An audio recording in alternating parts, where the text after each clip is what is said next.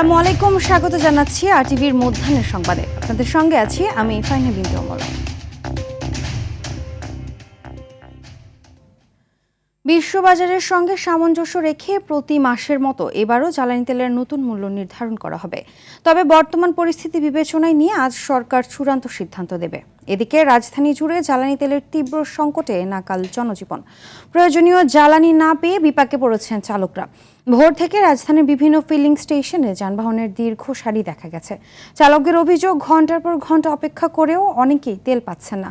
পরিস্থিতি সামাল দিতে ফিলিং স্টেশন থেকে জ্বালানি তেল সংগ্রহে ফুয়েল পাস চালুর উদ্যোগ নিয়েছে বিদ্যুৎ, জ্বালানি ও খনিজ সম্পদ মন্ত্রণালয়। আজকে রাত্রে 4টার সময় সিরিয়াল দিয়েছি জাহাঙ্গীর গেটের থেকে, এখন পর্যন্ত তেল পাই নাই।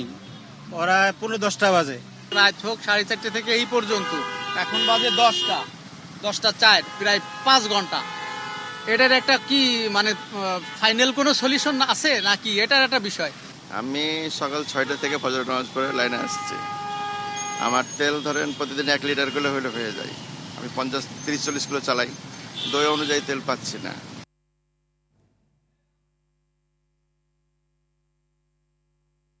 মধ্যপ্রাচ্যের উত্তপ্ত পরিস্থিতির কারণে জ্বালানি তেলের সংকট দেখা দিয়েছে মাদারীপুর, ঝালকাঠি, ঝিনাইদহ সহ দেশের বিভিন্ন জেলাতে। এতে বিপাকে পড়েছেন বিভিন্ন জেলার কৃষকেরা। ডিজেল না পাওয়ায় ব্যাহত হচ্ছে কৃষিকাজ। অভিযোগ উঠেছে, গুজব ছড়িয়ে তেল মজুদ এবং একাধিকবার তেল নেয়ার কারণেই তৈরি হয়েছে কৃত্রিম সংকট। গাজীপুরের কালিয়াকৈরে তেল মজুদ থাকলেও ব্যবসায়ীদের সিন্ডিকেটের কারণে পাম্পগুলো বন্ধ আছে বলে অভিযোগ গ্রাহকদের। দিনাজপুরের হিলির একমাত্র পেট্রোল পাম্প হিলি ফিলিং স্টেশনে সকাল থেকে মিলছে না জ্বালানি তেল। চট্টগ্রামের সীতাকুণ্ডে অবৈধভাবে মজুত করা প্রায় 25,000 লিটার জ্বালানি তেল জব্দ করেছে প্রশাসন। অন্যদিকে নড়াইলে পৃথক অভিযানে 7,400 লিটার ডিজেল জব্দ করে 35,000 টাকা জরিমানা আদায় করেছে উপজেলা প্রশাসন। খোলা বাজারে ফির মাঝে মধ্যে তেল পাচ্ছে, ওরা কিভাবে পাচ্ছে এই বিষয়টা তো আমরা মাথা খারাপ হয়ে যাচ্ছে। আমাদের তো গাড়ি ঘোড়া বন্ধ হয়ে গেল। বর্তমান আমাদের এখন পেট্রোল অকটেন নেই, আমাদের শুধু ডিজেল আছে। আমরা ডিজেল সফার করতেছি, বেচাকেনা করতেছি, 20 লিটার 10 লিটার বেচাকেনা করতেছি। যখন পেট্রোল অকটেন ঢুকবে আমরা ফির দিব। সারা দেশের তেল পাম্পের সার্বিক পরিস্থিতি নিয়ে সংবাদ সম্মেলন করছে তেল পাম্প ওনার অ্যাসোসিয়েশন। সরাসরি চলে যাচ্ছে সেখানে। পক্ষ থেকে আপনাদের অভিনন্দন, ধন্যবাদ ও কৃতজ্ঞতা জানাই। আপনারা জানেন, গত কয়েকদিন ধরে প্রতিটি পেট্রোল পাম্পে এক ধরনের অস্থিরতা, বিভীষিকাময়, ভীতিকর পরিস্থিতির সৃষ্টি হয়েছে। জ্বালানি মন্ত্রণালয়ের আদেশ, নির্দেশ ও তাদের সিদ্ধান্ত বাস্তবায়ন করতে গিয়ে নাবিশ্বাস আমাদের। আপনারা জানেন, টেকনাফ থেকে তেঁতুলিয়া পর্যন্ত পেট্রোল পাম্প মালিকরা সরকার নির্ধারিত দামে জ্বালানি তেল বিক্রি করে আসছে। সারা দেশে পেট্রোল পাম্প মালিক ও তাদের কর্মকর্তা কর্মচারীরা সকাল থেকে রাত অবধি সুষ্ঠুভাবে ক্রেতাদের তেল সরবরাহ করে অর্পিত দায়িত্ব সুষ্ঠুভাবে পালন করে আসছে। তারপরে অহেতুক সঠিক তথ্য না জেনে পেট্রোল পাম্পের উপর আক্রমণ, দায়িত্বরত স্টাফদের নির্যাতন ও প্রাণহানির ঘটনা ঘটেই চলেছে। আমরা সরকারের প্রতিপক্ষ নই, আমরা সবসময় সরকারকে সহযোগিতা করেই আসছি। সব দুর্যোগের সময় আমরা পাশে ছিলাম, পাশে আছি, পাশে থাকব। মধ্যপ্রাচ্যের ভূ রাজনৈতিক উত্তেজনা এবং বিশ্ববাজারে তেলের সরবরাহ অবস্থা অস্থিরতার পরিপ্রেক্ষিতে বাংলাদেশ সরকার জ্বালানি তেল বিক্রিতে রেশনিং বা সীমা নির্ধারণ সিদ্ধান্ত নিয়েছে। কারণ রাজধানী সহ সারা দেশে পেট্রোল পাম্পগুলিতে যানবাহনের দীর্ঘ সারি এবং সাধারণ মানুষের মধ্যে তেল ফুরিয়ে যাওয়ার যে আতঙ্ক দেখা দিয়েছে, তা কেবল পরিস্থিতির অবনতি ঘটাচ্ছে না, বরং কৃত্রিম সংকটের ঝুঁকি বাড়াচ্ছে। এই মুহূর্তে সাধারণ মানুষের প্রতি আমাদের পরামর্শ হলো, অহেতুক আতঙ্কিত না হয়ে সরকারি নির্দেশনার প্রতি শ্রদ্ধাশীল থাকুন এবং রেশনিং ব্যবস্থা নির্বিঘ্নে পরিচালিত হতে দিন। সরকার স্পষ্ট জানিয়েছেন, দেশে বর্তমানে তেলের যে মজুদ রয়েছে তা দিয়ে সংকট মোকাবেলা সম্ভব।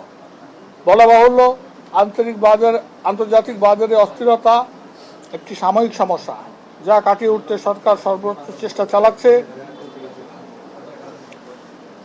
এ অবস্থায় যদি প্রত্যেকে নিজের গাড়ির ট্যাঙ্ক পূর্ণ করে রাখার প্রতিযোগিতায় নামেন, তাহলে সাধারণ সরবরাহ ব্যবস্থা ভেঙে পড়বে।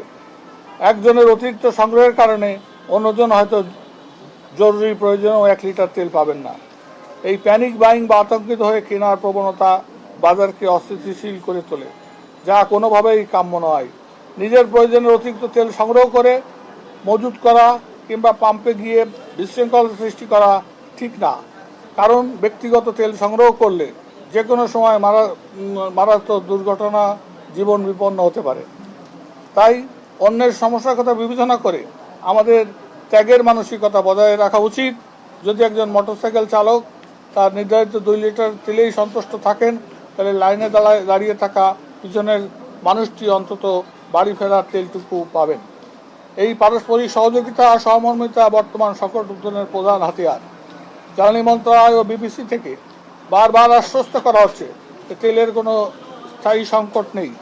আমরা একটু খেয়াল করি, স্থায়ী সংকট নেই, বরং যারা অবৈধ মজুত করছে বা গুজব ছড়িয়ে আতঙ্ক তৈরি করছে তাদের বিরুদ্ধে কঠোর ব্যবস্থা নেওয়া হচ্ছে। সাধারণ নাগরিকদের প্রতি আমাদের আহ্বান, সামাজিক যোগাযোগের মাধ্যমে ছড়িয়ে পড়া কোনো ভিত্তিহীন খবরে কান দেবেন না। এতক্ষণ দেখছিলেন তেল পাম্প ওনার অ্যাসোসিয়েশনের সংবাদ সম্মেলনের অংশবিশেষ। বৈশ্বিক জ্বালানি সংকটের কারণে সব মহানগরের স্কুলের ক্লাস অনলাইন ও সশরীরে করার পরিকল্পনা নিয়েছে মন্ত্রণালয়, এমনটি জানিয়েছেন শিক্ষামন্ত্রী এহসানুল হক মিলন। সকালে সচিবালয়ে প্রধানমন্ত্রীর সাথে সাক্ষাৎ শেষে কথা বলেন শিক্ষামন্ত্রী। তবে কতদিন হবে সেটি মন্ত্রিপরিষদ বৈঠকে চূড়ান্ত করা হবে বলে জানান তিনি। বেশিরভাগ অভিভাবক চাচ্ছে অনলাইনে ক্লাস করার, কিন্তু সরকার চাচ্ছে অনলাইনের পাশাপাশি সশরীরে ক্লাস নেয়ার।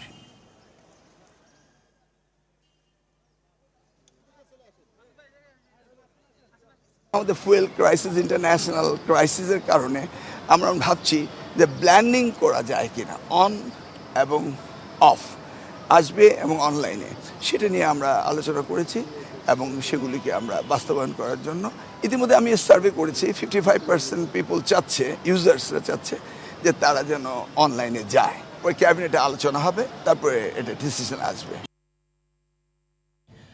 দেশে চলতি বছরের প্রথম 3 মাসে হামের উদ্বেগজনক বিস্তার ঘটেছে। এতে করে হাসপাতালগুলোতে বেড়েছে রোগীর চাপ। রাজধানীর বিভিন্ন সরকারি হাসপাতালে ভর্তি রয়েছে শতাধিক হামে আক্রান্ত শিশু।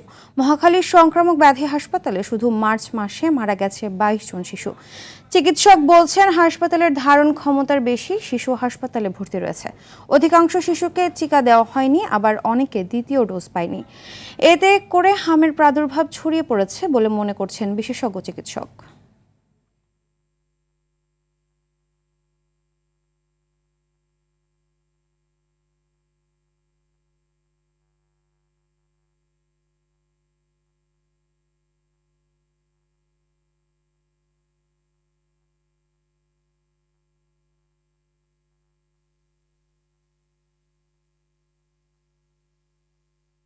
দর্শক, এই মুহূর্তে মহাখালীর সংক্রামক ব্যাধি হাসপাতাল থেকে সরাসরি যোগ দিচ্ছেন সহকর্মী বিপুল দেবরায়। বিপুল, হাসপাতালগুলোতে হামের রোগ নিয়ে কি পরিমাণ রোগী আসছে আর টিকার কোনো ঘাটতি দেখছেন কিনা জানাবেন।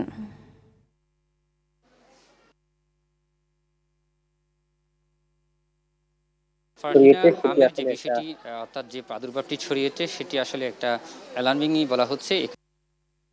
জানিয়েছেন আপনাকে দেখানোর চেষ্টা করে আমি যে সংক্রামক ব্যাধি হাসপাতালটিতে আছি, সেই হাসপাতালে ইতিমধ্যে প্রায় 650 অধিক শিশু কিন্তু এখন ভর্তি রয়েছে, এমনটা আমাদেরকে জানিয়েছেন। অর্থাৎ এই হাসপাতালটি 100 শয্যা বিশিষ্ট একটি হাসপাতাল। সেই হাসপাতালের চিত্র হচ্ছে এখন প্রায় 650 জনই শুধু হচ্ছে হামে আক্রান্ত শিশু এখানে ভর্তি হয়েছে এবং গতকাল থেকে আজ পর্যন্ত সকাল পর্যন্ত প্রায় 50 জনের অধিক শিশু হামে আক্রান্ত হয়ে এখানে ভর্তি হয়েছে। এই সংক্রামক ব্যাধি হাসপাতালে অন্যান্য যে রোগীরা আছে তারাও কিন্তু এখন একটা চাপের মধ্যে রয়েছে। চিকিৎসকরা আমাদেরকে জানিয়েছেন যে আসলে এই সংক্রামক ব্যাধি হাসপাতালে চিকনপক্স, জলাতঙ্ক হতে শুরু করে বিভিন্ন রোগীরা আছে, কিন্তু তার মধ্যে যে 100 শয্যার মধ্যেই শুধু 650 জন হচ্ছে শুধু হামের রোগী।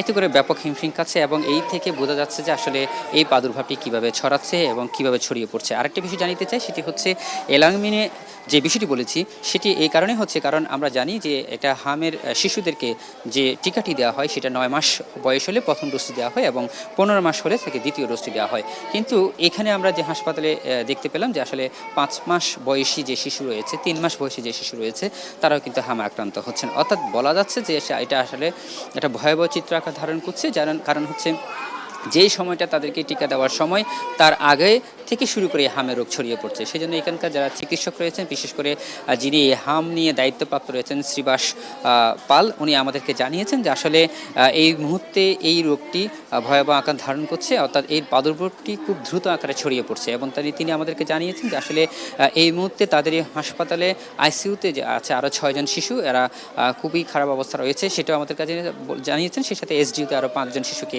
নিতে হয়েছে তেমনটা আমাদেরকে জানিয়েছে। সেই সাথে তিনি আরও বলেছেন যে আসলে এই যে শিশুগুলো রয়েছে তার মধ্যে অধিকাংশ শিশু তাদেরকে টিকা দেওয়া হয় নাই, তবে যারা টিকা দেওয়ার সময় হয়েছিল তারাও কিন্তু টিকা দিয়েছিল। আমরা যতটুকু জানি ডোজের যে টিকাটি সেটি কিন্তু দেওয়া হয় অনেক কিছু করতে। সেক্ষেত্রে আসলে একটা ভয়াবহ চিত্র উঠে এসেছে এবং সেখানে বলা হচ্ছে অব্যবস্থাপনার কারণে এই ধরনের ঘটনা ঘটেছে। ধন্যবাদ। জুলাই গণ অভ্যুত্থানে যাত্রাবাড়ীতে পুলিশ কর্মকর্তার ছেলে ইমাম হাসান তাইম হত্যা মামলায় ডিএমপির সাবেক কমিশনার হাবিবুর রহমান সহ 11 আসামির বিরুদ্ধে তৃতীয় দিনের সাক্ষ্য গ্রহণ শুরু হয়েছে। বিচারপতি নজরুল ইসলাম চৌধুরীর নেতৃত্বাধীন আন্তর্জাতিক অপরাধ ট্রাইব্যুনাল 2-এ চলছে এ সাক্ষ্য গ্রহণ। সাক্ষ্য দিচ্ছেন ফরেনসিক এক্সপার্ট ইফতেখার আলম। এছাড়া জব্দ তালিকা থেকে আজ আরও একজনের সাক্ষ্য নেওয়ার কথা রয়েছে। পরে একই ট্রাইব্যুনালে আরও একটি পুরাতন মামলার বিচার কাজ হবার কথা রয়েছে। অন্যদিকে ট্রাইব্যুনাল 2-এ আজ একটি মামলার বিচারিক কার্যক্রমের জন্য দিন নির্ধারণ রয়েছে। সকালে এসব মামলায় গ্রেফতার 5 আসামিকে ট্রাইব্যুনালে হাজির করা হয়।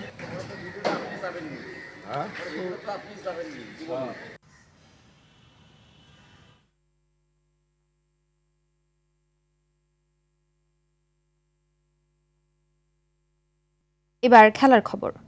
এএফসি এশিয়ান কাপ বাছাই নিজেদের শেষ ম্যাচে আজ সিঙ্গাপুরের বিপক্ষে মাঠে নামবে বাংলাদেশ। 5 ম্যাচে 1 জয়, 2 ড্র ও 2 হারে ইতিমধ্যেই টুর্নামেন্ট থেকে ছিটকে যাওয়া হাভিয়ার কাভেরারের শিষ্যদের লক্ষ্য জয় দিয়ে আসর শেষ করা। সিঙ্গাপুর ন্যাশনাল স্টেডিয়ামে ম্যাচ শুরু বাংলাদেশ সময় সন্ধ্যা 6টায়। বিস্তারিত মুমসা দিনুরের রিপোর্টে। ফিফা আন্তর্জাতিক প্রীতি ম্যাচে ভিয়েতনামের বিপক্ষে হারের ক্ষত নিয়েই এশিয়ান কাপ বাছে সিঙ্গাপুরের মুখোমুখি হচ্ছে বাংলাদেশ দল। শক্ত প্রতিপক্ষ, কঠিন ম্যাচ, তবে র্যাঙ্কিংয়ে 33 ধাপে এগিয়ে থাকা সিঙ্গাপুরের বিপক্ষে জয় দিয়েই টুর্নামেন্ট শেষ করতে চায় লাল সবুজের জার্সিধারীরা। আমরা যদি আগামীকাল 3 পয়েন্ট অর্জন করি তবে ইতিহাস গড়তে পারবো। বাংলাদেশ দলের জন্য 8 পয়েন্ট পাওয়া হবে অত্যন্ত ইতিবাচক একটি বিষয়। আমরা টুর্নামেন্টের জন্য কোয়ালিফাই করতে চেয়েছিলাম কিন্তু পারিনি। একই সঙ্গে আমার মনে হয় আমরা খুব ভালো পারফর্ম করেছি এবং আগামীকাল আমাদের সামনে আরও একটি কাজ বাকি আছে। আমি মনে করি আমরা এর জন্য পুরোপুরি প্রস্তুত। স্বাগতিকদের বর্তমান কোচ গাভিন লিয়ের অধীনে দলটাও রয়েছে ফর্মের তুঙ্গে। সি গ্রুপের শীর্ষে থেকে বাছাই পর্ব পেরিয়ে মূল পর্বে জায়গা করে নিয়েছে সিঙ্গাপুর। কাজটা তাই বেশ কঠিন হামজা সামিদদের জন্য। হেড কোচ কাবরেরার লক্ষ্য তাই স্বাগতিকদের কঠিন সময় উপহার দেওয়া। ওই ম্যাচে শুরুটা খুব ভালো ছিল আমাদের, তবে মাঝামাঝিতে খেই হারিয়ে বসি। সেই সুযোগগুলো খুব ভালোভাবে কাজে লাগায় সিঙ্গাপুর। আমাদের 2টি ভুলের সুযোগ নিয়ে তারা ম্যাচটি জিতে নেয়। প্রথম ম্যাচের মতো একটি কঠিন লড়াই দিতে চাই আমরা।